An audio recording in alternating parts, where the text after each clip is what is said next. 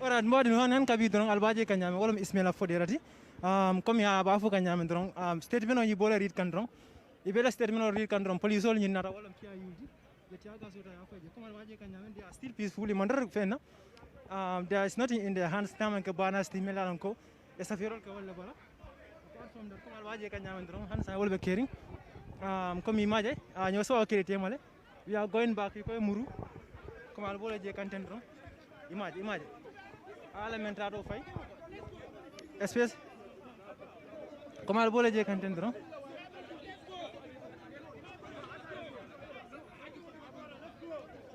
let's stand here ora comme baral baje kanyame han kabi the security apparatus wala PIU be nyil pus kanne wala mold melalon ko wala fundita nam pour kana ila sulada itande pour sabali sa fundino nyame comme al bole je kanten dron PIU will planting. They are pushing the protesters for is a come on, boy, they can go. Right, han kami drum bari men fo kan drum comme ala nyami drum sabali ya ala intention ya extend ya muto men kala me alan ko mo sakunda mudoro men kala ya extend comme ala bole je kanteng so mol fanam fundira mol melalan ko they are concerned Gambians or citizens mol le fundira pour kana nam to show solidarity with him and also to demand his release pour isa release no nyame comme golbe kerintem par comme waje kan nyame kabidi fundita they were reading their statement yes statement no message bole read kam bari ngaje la PIU le tiaga so da afai kam comme waje kan nyame be Iceman Road at the Johnson there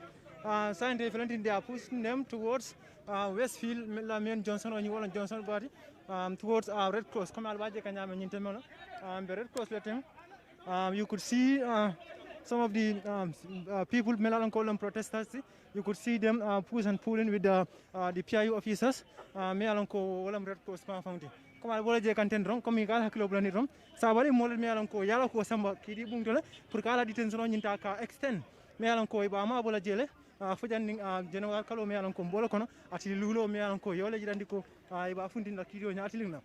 Coming Cabrini detention of Keracomalia Nyame, reaction Seattle Motimal reaction okay, Kaitaniko, Dolian Loco, detention is illegal, Amana Killa Fentimianco and the killer, but Dolian Loco, Fenamianco, will be laughing in the Kuanina. Come on, what they can tell among them, Melanco, they feel like detention on you, Kala detention on your extent, it's illegal, all the Fundran and the Purkanam to show solidarity with them. Come on, what they can tell is still now the PIU. Are driving them, they are pushing them still. Initially, the Tiagas were filed already. The protesters were peaceful, one can say, because there was nothing that is happening. But you could see.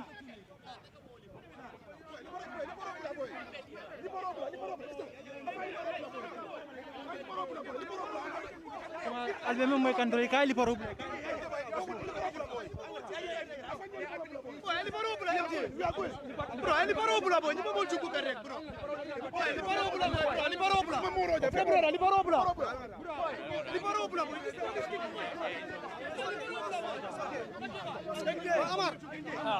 MJ, def ma gañ.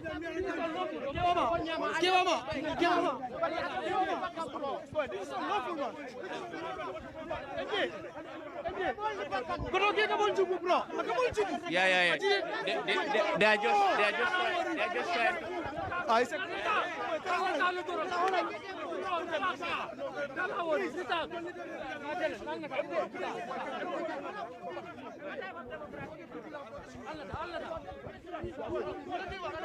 han kabi don coming up nyame sa you can see mal sa jeno sa den the PIU sa ilotale wala mi karde ke fauna le sa den belori no dami alon ko ye bari alon di wala ko bal beje kan nyame nyinte mela but comme ala nyame drom still some of their men are still persuading with the protesters ni be ñoo kacaka ne dami alon ko ñoo fo solo wala ñoo pusim na be kering comme ala bola je kan ten ye me itandi wala mi la bada ko mi alon ko wala itandi ya itandi jelo ko officer do bi jel mi alon ko adalbe ilipa kanne but comme ala baje kan nyame ñim baramata da ko non already Omar Saibo ferende akada modi mi alon ko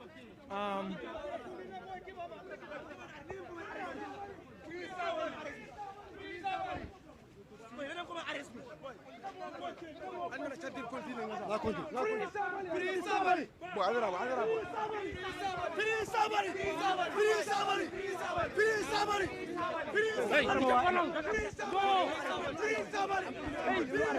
You will arrest me. Free Sabally.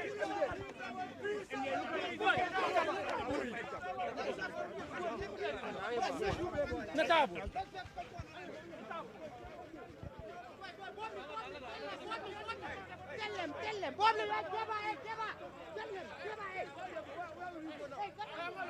Let's just go and come from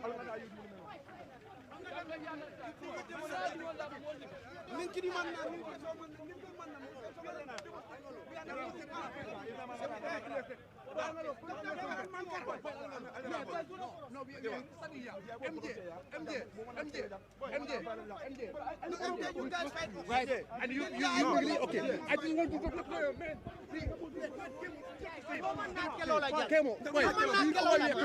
We are coming out on the Tuesday quarters. We are demanding for the immediate release of Sabally. We are not fighting with you. Tell your men to keep their hands. Please. Okay. Can I please talk to you? But you know the right procedure. I know. Please do that, please. Okay. But we are on that. Please do that. But tell your men to keep their hands. I am begging you people. No problem. Okay, it's all right. It's all right. Thanks so much. Yes, Alright, han kabi drum bade ni be kering jang ko mali ala nyame. Coming now for nyame drum, the protesters are demanding the immediate and unconditional release of Sabally. Coming here for the wolum ka release without any charges. Wole be kering jang temel ko mal baje kan nyame. Ko mali amoy nyame chanting. Free Sabally! Free Sabally! Free Sabally! Free Sabally! Free Sabally!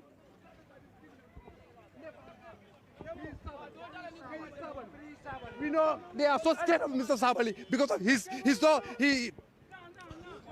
he's so wild, and they know he's bringing out all their shenanigans. This is why they want to keep Mr. Sabally away from these people. They know that local government election is coming, and they know Momodou Sabally's campaign strategies are going to uproot all their chairmen, all their candidates in the local government election. That's why they want to keep Sabally. But you can keep Sabally at the detention, but you're going to keep his mind. You're going to keep the generation that is inspired. That's why we are here today. Keep Momodou Sabally, but you're going to keep the generation that he has inspired. Keep Momodou Sabally, but you're going to keep the generation that he has inspired. Keep Momodou Sabally, but you're going to keep the generation that he has inspired. Free Sabally. This criminal government can never silence Momodou Sabally. We have to be our brothers and sisters keepers. Gambia belongs to everyone, you know. We need to stand for our rights. Yeah, man. Government belongs to the people. We have a right to a peaceful protest. Boy, boy. It's a failed state. Let them arrest all of us, boy.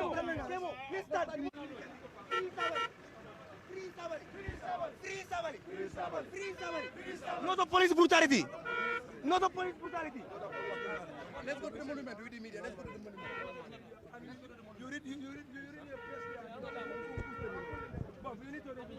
Here today. Before I read out my statement, I just want to send a message that we are aware that one of us has been arrested by the police, but we are having reports that he's released, but we cannot confirm he's released yet. So we are going ahead with our protest all day, every day, until Momodou Sabally is released. It is 6 days since Momodou Sabally was arrested and detained by the police. The mandatory 72 hours was provided by the Constitution, expired on the Saturday at about 4 p.m. Up to date, Sabally has not been charged with any offense whatsoever. The police and the Attorney General's chamber colluded and made an application to the High Court for Sabally's continued detention until January 5th, 2023, by which time he would have been in detention for 16 days. The supreme law of our land especially states that you cannot hold anybody beyond 72 hours without taking them to court. The police and the Attorney General's chamber know that they do not have any case against Sabally. However, they intend to restrict his constitutional fundamental human rights and freedoms so that they file a bogus ex parte application to prolong his detention. Sabally, sadly, this malicious, vindictive, and politically motivated application was granted by the High Court. The Constitution vests the same High Court the power to protect citizens from infringement of their constitutional guaranteed fundamental human rights and freedoms. In Sabally's case, it is evident that the state institutions given the constitutional mandate to protect and enforce fundamental rights and freedom are the perpetrators using the law to violate his rights and freedom. We know that the police and AG chambers want to charge Sabally with treason on Tuesday. Gambians, both here and diaspora, know that his statements are not treasonous. However, since treason is not bailable, regardless of the lack of merit of any such prosecution, Sabally will be remanded in mile 2 throughout the trial. That is the objective of the government, to put Sabally in prison so that he cannot campaign in the upcoming local government elections. This is a well-calculated move by politicians, aided and abetted by the criminal justice system of this country, just to silence Sabally. The question is, how is this any different from Yahya Jammeh how Yahya Jammeh weaponized the law and justice sector institutions to target political opponents? We are witnessing a reemergence of abuse of power by the state against its own citizens. Criticizing government is in a democracy. These are the principles of democracy. We have to criticize the government if they done wrong. We demand Sabally's immediate unconditional release and an end to his political persecution. This attack on Sabally is a betrayal of the ultimate sacrifice the likes of Solo Sandeng made in 2016 to remove this country from the jaws of dictatorship. Sabally is an innocent man. Free Sabally now. And the message that we are going to chant here today is free Momodou Sabally.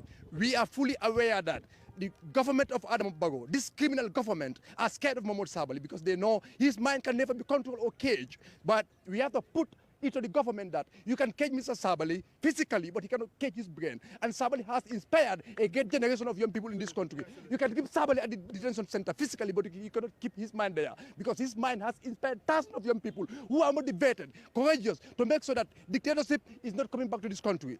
And clearly, Adam Barrow and his criminal government are making us walk back into dictatorship. We say no to police brutality. We say no to political persecution. Never again. Never again. Let's make it a reality. Never again. Never again. Never again. The police is in front of the wall, and the police has tear gas all of us. And Sabally's wife is right now with the Red Cross. We don't even know his physical condition right now. He's with the Red Cross, and almost all the boys you see, the police are physically beating people. You can see Omar's mouth. And Major, everybody was, almost beaten here. So we are going back to the street to demand for his unconditional release. Whatever is there for us, we are ready to take it. Thank you all. This is the point, and this is why my message has been very clear from the beginning, that this is not about Sabally. You see what they did to me. This is what we do in this country, and this is what we want to end. It's not just, police cannot be brutal. If the Gambia police force cannot learn how to control crowd, we cannot resist, we cannot back off, we cannot give up simply because they're going to hit us back. This is what they do. Imagine a crowd of less than 100 people. And all what we did was chant a simple message to the Gambia government, and they released tear gas. And this has been what has been here for 22 years. This is why we fought so hard, tirelessly, to ensure that we change government. And if you are seeing the same today, and citizens are very comfortable and sitting at home, it can be any of tomorrow. It can be any of us tomorrow. It can be somebody detained. It can be somebody hit on the streets simply because the person stand for justice, because the person demand for the government to respect our rights. For me as a person, I'm not going home. I'm going back to the streets. For I have been hit. For police have been brutalizing people in this country for far too long, and we're going to let it happen. This is not the new Gambia we wanted. This is never the Gambia we have fought for. We stood by everybody in this country and fought to ensure that 2016 a change comes. And if the change remains the same, if the status quo remains the same, if the situation remains the same, and citizens think eating breakfast and lunch in their houses is what will change this country, we are joking. We are going back to the streets. Well, it is very important for us to send a message to the state. This is so unfortunate for seeing our own brother, our own mentor Momodou Sabally being captured, being arrested by this question. It is important for you to call somebody for questioning. We all knew about it. It is their right for the police to call Sabally for questioning. But after we all knew is that after 72 hours, the man should be released and go and see his parents. But detaining somebody or extending his detention is unconstitutional. Everybody know that. All the legal-minded person literally know that. The funniest part about this issue is to associate Momodou Sabally with treason. Each and every one of us knows Sabally, the person he is. If you vividly listen to the audio, he said it clear, very, very clear. 10 minutes audio. How can you go and edit only 19 minutes audio where he said, Sabally said in Mandinga, if you cannot speak Mandinga, the state, if you cannot speak Mandinga, let us interpret to you. Sabally said in Bakaninla and Tasunanla, first day house CC. What does that mean? Meaning that he said we are going to do massive and aggressive campaign. What does that mean? Meaning that we are going to be aggressive when we are campaigning, and we will make sure that we install all our all our mayors and chairpersons across the country to make sure that Barrow will give the position to Ousainou Darboe. If you're talking about treason, would he say that, okay, fine, Barrow will give position to Ousainou Darboe? Does that make sense?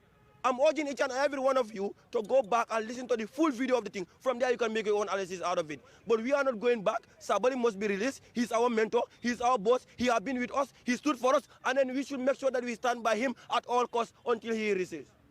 Okay, thank you. I just want to make a quick announcement. We are coming back on the street on the 2nd of January. We have submitted another permit.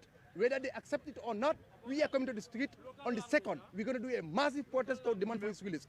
Mbemem fola manika kam moila be wolem ko nyin kawo men kanalo January kawo tili fulo mbe mula na mbe dol kono nga protest ke ka kumandi ke masa kunda ni police wala pour Momodou Sabally bula because amam fenke mbe mobilisation no ke kan pour on the 2nd nga mungi nang suma all of nak setul buba why on the 2nd next okay nyawal kara okay malena nuyu okay bo lumo explain ni la len buga wasi all of on the 2nd of January ñi ngi ñëwaat pour protest against comme luñ téye Sabally nii xam nga ñu ngi ko téye si loo xam ne nekkul yoon te lii suñ ko bàyyee mu dem luñ doon xeex fii 22 years moo war a repeatat te ñu ne never again so slogan boobu noonu dañ ko war a taxawal te maa ngi oot kon Gambien si boy si ndaw yi ñëpp ñu ñëw ñu jàpp si lii nekkul affaire yi Sabally yëpp nekkul Sabally rek moo nekk fii moo tax ñuy génn képp koo xam ne ñu la téye te yaa ngi NPP ñu téye la sa téyewuñ la si yoon dina ñoo génn ñu protest lii suñu right la ñii ñun ñoo leen a fay waluñ leen a ragal waaye Gambien bi daf dee silence trop si loo xam ne all right am la go protest ci biir kër la dee staté si mbedda bi mu soog a dem waaye soo toogee nga silence ngeen a téye leen kii man bokkuma si that mean ne yow da nga selfish sa boppa da nga selfish boo yow nekkuloo doomi dëkka boo xam ne da nga war a génn nga fight sa all right lii dañ bëgg mu stop su nekkul Sabally sax keneen ak keneen suñ ko téye dañoo génn ñu protest so ñun xam ne lu ñoo def nii yëpp pour keep Sabally mu noppi ñu mun a def lu ñoo def wa Gambien ni nekkaatuñ di nelaw su gaa fekkee ne Gambien yaa ngi nelaw ñi ngeen nax seen boppa wasalaam dañoo génnaat. All what I want to say is not much, because me, I saw this coming. The point is to silence him, and not only silence him, but because they know that he has the voice. So the only thing that they can do is to at least, throw tear gas on the, peaceful protester. But unfortunately, what really affects me is seeing a PIU officer punch someone on his mouth. That is very discouraging. And the never again that we keep on saying is still being violated by the police. Because near the PIU officer be mutala ba junkula data ba datela. Man luwa mo sembo chika madiala momi ya lon ka man joran soto ya muta ya junku sembo kam because iba uniform wala kon ite ni wokiling nal findita sate kono ite hanyila ka woke wala so but then muna dina hide la from the uniform or behind the uniform trying to at least discourage people. And you can see as you can see them again, they are back. Molben National Youth Monument Auto, but they still want to continue. So the never again campaign that people are keep talking about is not a reality in this country. Local language in case men buga angale kan moy. Okay, ning mo mobile quality. I mean, my message mention Gambia funding ko ni mobe. This is very sad and you kuya wata bala fa wata. Sabally mo funding quality. Mo nke kan kapo Sabally mbake ka wale or because mbake kan political party le. Men ke kan control be Gambia no to be Gambia just so leti. Ndolu ye kelo men 2016. Pour que the dictatorship bondi jang malefi wonyole muna jang kotenke. So kamol muta ye mota ya detained for more than 72 hours. Amam fenke just a mere political statement. So we call nyanta bane banko kane. Mobe enter live flame banko kane, with freedom, with the liberty, freedom of speech. As constitutional me anko ayentol bela luata antol bela nyantota ayabe guarantee. So nimu nyanta tinyal Sabally nyanto tinyal right violate. Namake Sabally fonti. But Ning is an insult, to every other Gambian youth. So Mbekumandi Okela for Nikole Anga Fintinang, we protest peacefully. Katan Diloko Manta Sondanina, and never again Menkafo, and we still stand by that. On the 2nd Alasonda of January, we are coming back again in the street. So for Ngatan Masakundala ko Ntolemu, Masakunda Ntole KJ. So Navad in a Nyanto, Uomu Luadi Manko, Yentaka, Yentako Vaspekle, Yeta Yebunya. So and police all that peacefully assembled then yet gas of Molka. So, but thank you so much, you know.